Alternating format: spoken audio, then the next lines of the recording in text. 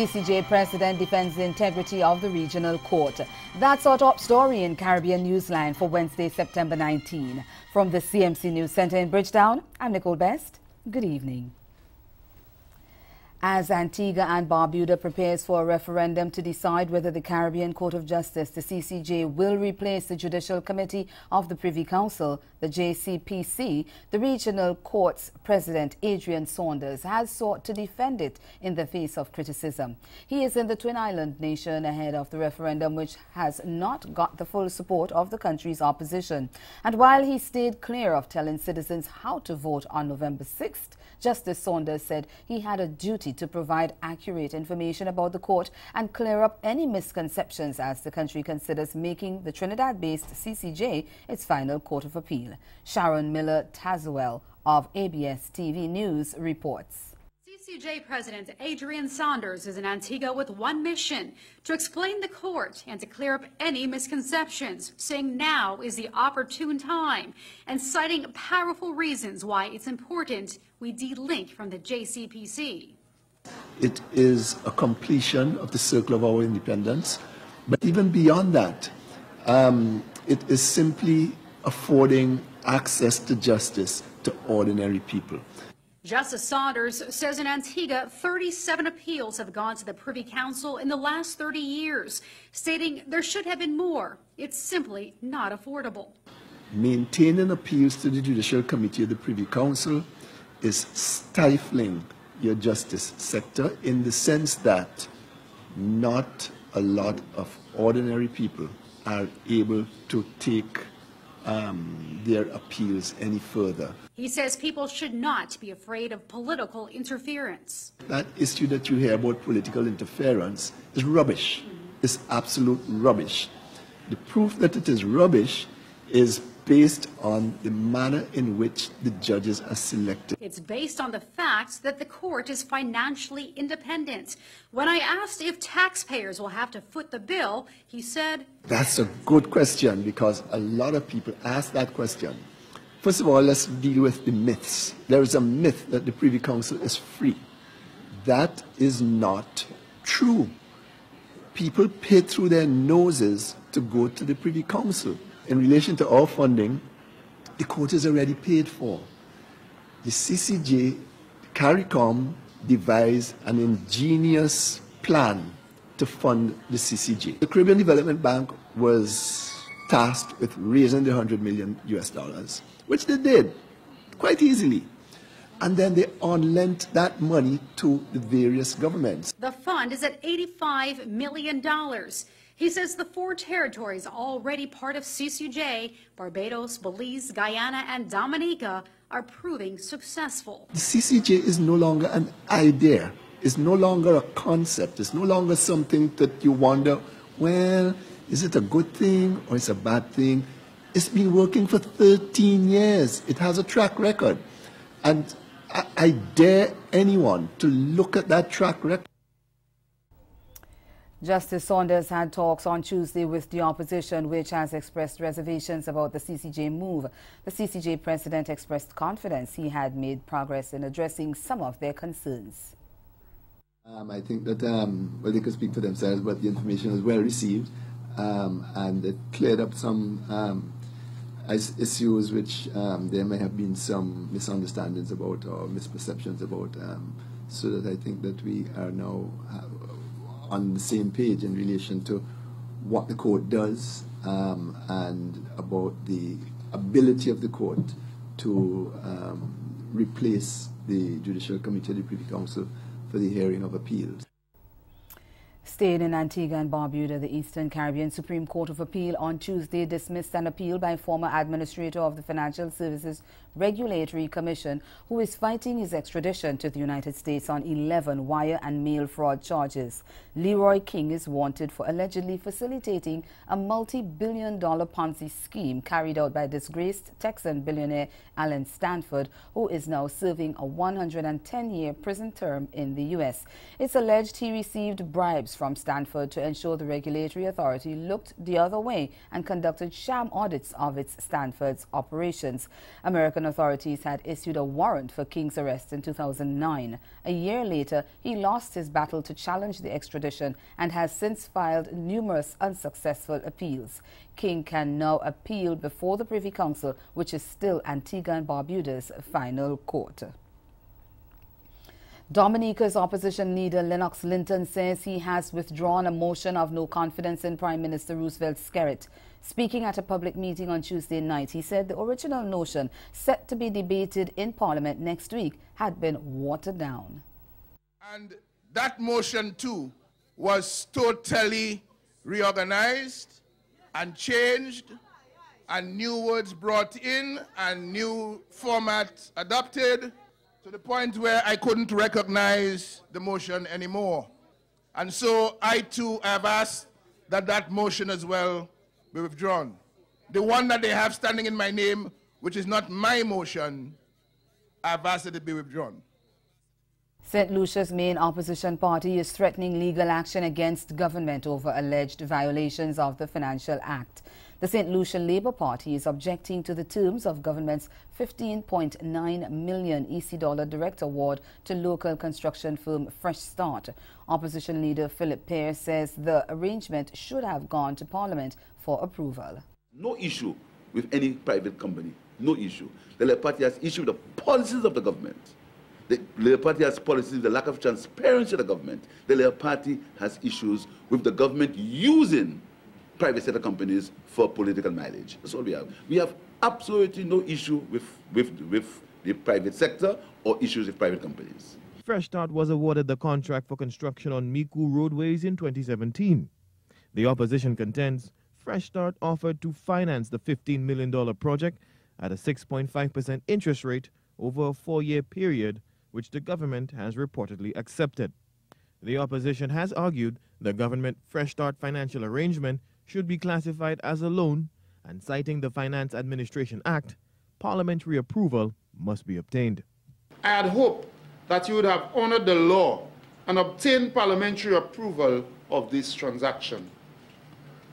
If you do not seek parliamentary approval of the loan by Fresh Start Construction Company within the next 60 days from the date of this letter, then I will have no choice but to seek a declaration from the court that this contract awarded to Fresh Start Construction Limited is unlawful in that it did not secure the approval of the Parliament as provided by sections 39 and 41 of the Finance Act. According to Section 39 of the Finance Act, which reads, quote, "The minister may, by resolution of Parliament, borrow from any bank or other financial institution," end quote. The opposition wants the government to adhere to the convention by seeking parliamentary resolution before engaging with financial lenders. We are saying that when the government is going into borrowing, you see, when the government borrows, the repayments are not done by the government, you know. It's done by the taxpayers and from generations to come. So we believe that these things should come to Parliament, where the Parliament could debate it, and it could get the necessary scrutiny, so it would give the Parliament the license to use taxpayers' money to repay these loans. The opposition has formally written to the Prime Minister, urging him to revisit the Fresh Start Direct Award in Parliament. And that report was from Rihani Isidore of HTS News Force. Conflict between the Cayman Islands and the UK government. We'll explain after the break. Stay with us.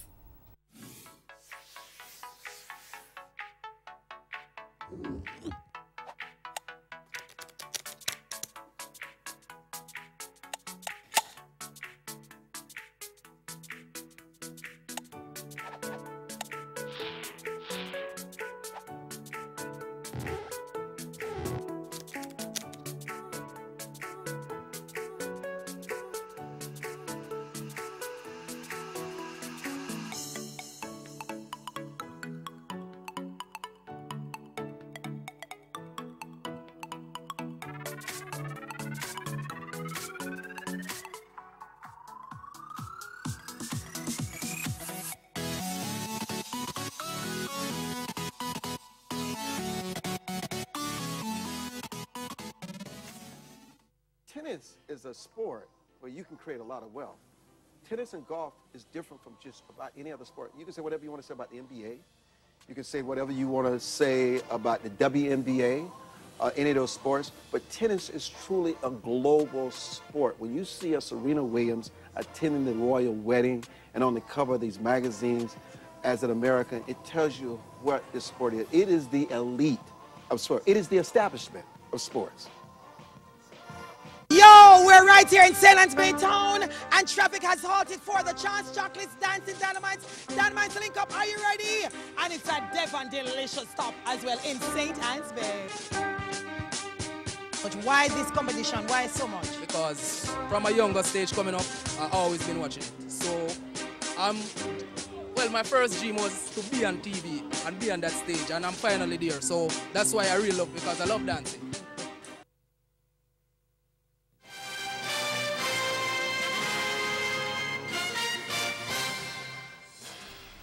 Cayman Islands Premier Alden McLaughlin has accused the United Kingdom Foreign and Commonwealth Office, the FCO, of being disingenuous in comments about the territory's cooperation with British law enforcement. The FCO claims that Cayman's withdrawal from an agreement governing the exchange of beneficial ownership information had made cooperation on serious organized crime more difficult. It says it's not getting needed information from the Cayman Islands in money laundering and criminal investigations, but government's decision to withdraw from the agreement is getting the opposition's full support. We get more in this Cayman 27 News report. Bordentown West MLA Chris Saunders says he feels no sympathy for the UK. So they brought this deal, not us. So, like with anything else, you have cause, you have effect, and there are consequences. Over the weekend, a BBC article emerged detailing complaints from UK leaders regarding cooperation with Cayman's government to share information on suspected financial crime. I think they're just trying to back us into a corner. As for whatever reason, I have no idea. But what I can say is that their track record is one of more double standard than anything else, and divide and rule or divide and conquer. The Premier's office responded that this baseless attack on Cayman's economy and reputation appears to be due to a public criticism of and affirmation to challenge the recent attempt by the UK Parliament to legislate for Cayman and other British overseas territories in areas that are part of our devolved administration. The Foreign and Commonwealth Office countered, saying Cayman withdrew from an agreement aimed at sharing information to fight crime. But Cayman's leaders say they only did that after the UK announced it was trying to force the creation of a public registry of assets here. The United Kingdom, or the FCO, whoever it is in no position to dictate to the Cayman Islands in terms of cooperation. I think we're well ahead of them. We're well ahead of a lot of international standards. And I think our record speaks for itself. As for what happens next, Mr. Saunders says ultimately it's in the Premier's court and he'll be standing behind Mr. McLaughlin's decision. But I think it's important and comes on to international affairs that we speak at one voice. I have personally seen the Premier in action and he has represented Ireland well. And this week in Newsline Business, we look at some of the reasons banking is an expensive venture and how you can avoid some bank fees and charges. The banking system can seem complex and expensive. Customers find themselves paying certain fees that they don't understand and could very well avoid if they took the time to educate themselves. So if the bank is set up to provide customers with a safe place to store their liquid assets while getting an interest on it, why the fees? Deidre Venner, Senior Manager in the Retail Banking Division of the St. Kitts and Nevis Anguilla National Bank, sat down with ECCB Connects to discuss the ins and outs of the banking sector. In recent times, banking has changed. The expectations of customers has changed as well. So the products and services that we offer has also changed to meet the times. There are ATMs. There's card services. And customers expect these services now, but they come at a cost. So there's the license fees, the hardware, the software, the training, and all of these carry costs as well. And what customers must understand is that their deposits, the money they put into the bank, we cannot use those funds to pay these fees. So the bank applies fees to certain services and products in order to make these payments. So what happens when you put your money in the bank? Customers deposit their funds and we pay them interest on their deposits. And in turn, we lend those funds to customers requiring mortgages, loans for cars, vacations, whatever, at an interest rate. And that interest also helps in the banks. How has the institution of the Financial Action Task Force, the FATF, and the Foreign Account Tax Compliance Act, FATCA, affected operations in Caribbean banks? And how has this impacted customers? FATCA came on board, so you had to there was supposed to be a software in place so you can monitor those U.S. citizens and those persons with U.S. indicia. There is compliance, you have to put a system in place to also monitor transactions. There is risk, you have to monitor your risk appetite in the bank, that comes with that cost. Online banking, customers want to see, you have to pay for these services, and there are some of it is passed on to the customers. Although there are many free services that banks offer as well. Many of the services we take for granted and they are free, there's a cost behind them, but the bank does not pass it on to the customer.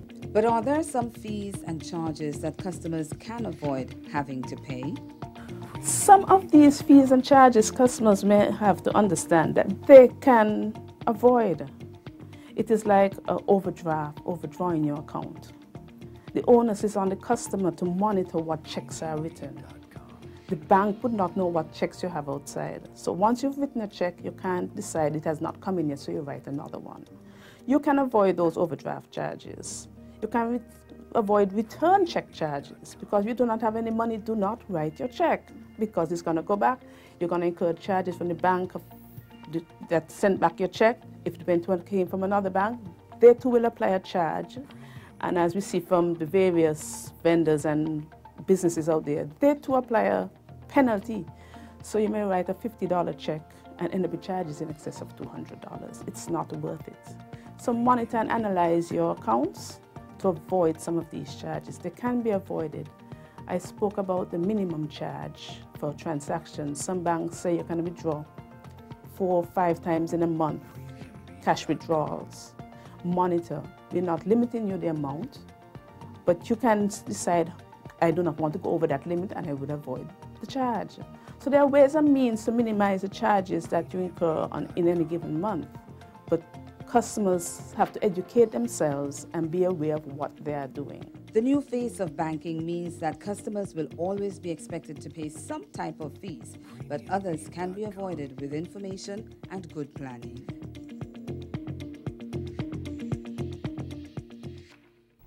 And ahead in Newsline Sport, the founder of the Grenada Invitational Track and Field Meet resigns. Stay with us. Sport is next. This hurricane tip comes to you, compliments the Caribbean Disaster Emergency Management Agency and the Caribbean Media Corporation. Be prepared. If the eye of the hurricane passes over, it will be calm for a short period only.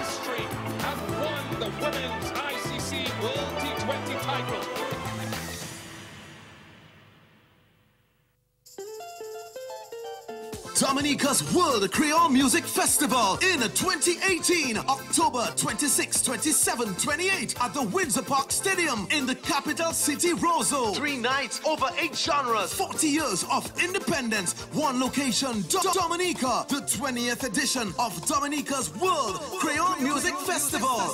For more information, like our Facebook page, Dominica Festivals. Visit our website, www.dominicafestivals.com for all travel, accommodation, and ticketing details. My love, my home, my Dominica. Building a resilient nation. See you there. Proudly sponsored by the Government of Dominica and Discover Dominica Authority.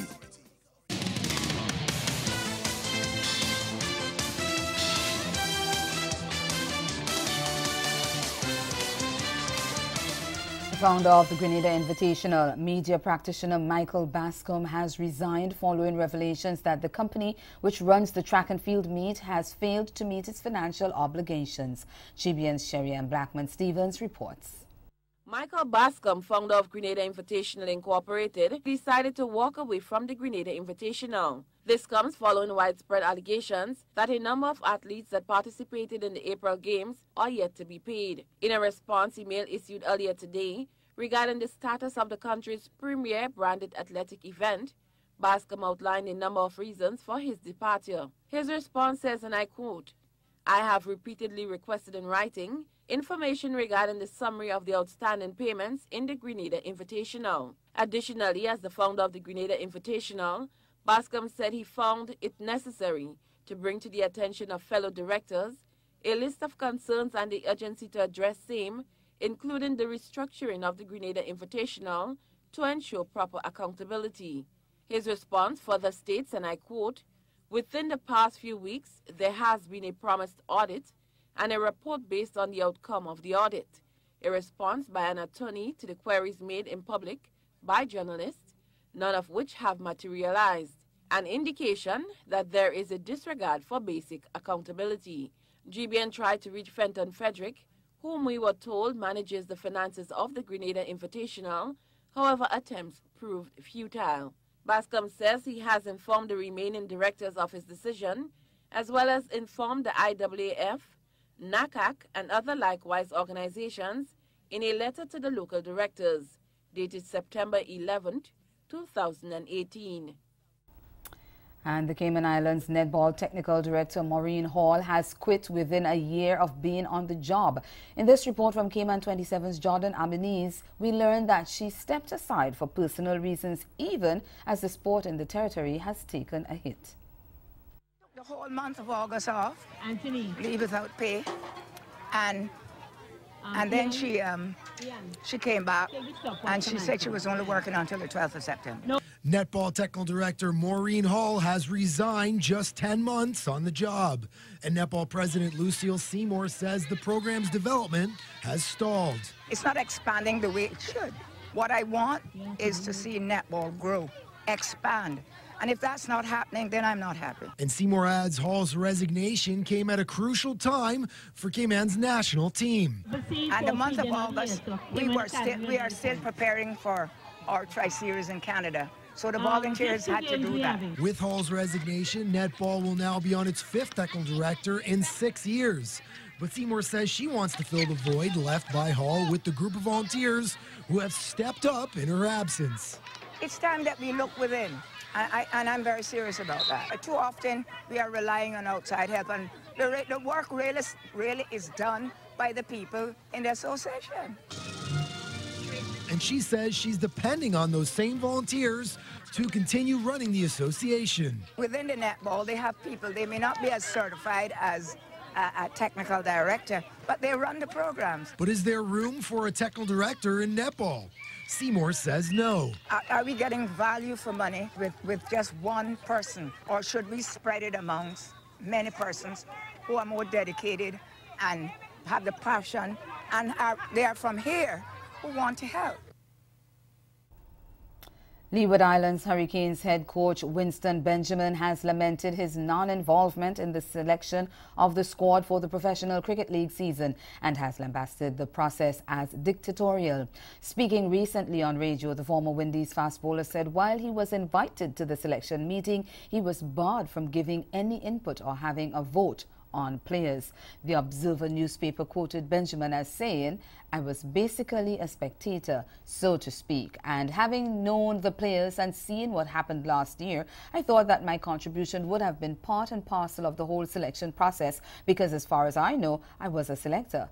But unfortunately, in that meeting, I didn't understand what was going on as everything I said was objected to. At one point, I just kept quiet." End of quote. Benjamin, a certified level 3 coach who played 21 tests and 85 one-day internationals, said the process was a flawed one if the head coach had no input. He was appointed ahead of the last first-class season, replacing Reginald Benjamin. Leeward Islands Hurricanes subsequently produced one of their highest finishes in recent times, ending third in the championships. And finally, Barbadian jockey Rocco Bowen celebrated his capture of a third straight riding title at Emerald Downs with a second successive 4-win day as he dominated the 9-race card and surpassed $1 million on the money list on Sunday. Following on from his heroics on Saturday, which saw him pass the 100-win mark for the third successive season, the 29-year-old once again stamped his class on the proceedings at the Pacific Northwest Racing Oval as he moved to 105 wins with just 1 week left in the season. On Sunday, he kicked off his success in race 2 over a mile when he guided 3-year-old Rowan Jellin Desert Prophet to a 6.5-length trouncing of the 3-year-olds and upward. Bowen followed up in a 5.5-furlong sprint in race 4 when he paired with favorite All Powered Up to get the better of the 3-year-olds and upwards maiden by 2 lengths. Bowen's third win was yet another gate-to-wire effort as he combined with Chestnut Jellin Jakes, a popping to collar the 3-year-olds by 2.5 lengths in a 6-furlong sprint in race 7. And that's the sport. Stay with us. We'll be right back.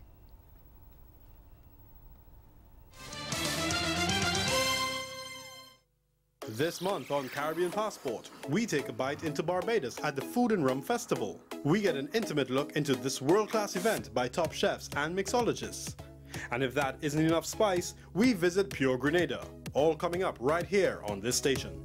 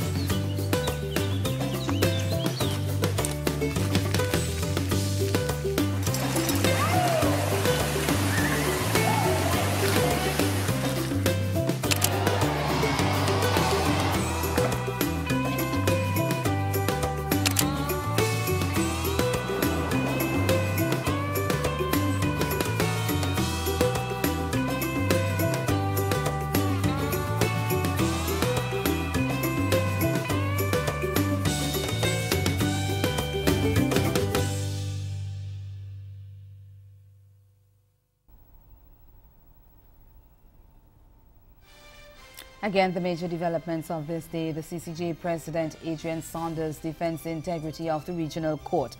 And in sport, the founder of the Grenada Invitational, Michael Bascom, resigns following revelations that the company which runs the track and field meet failed to meet its financial obligations.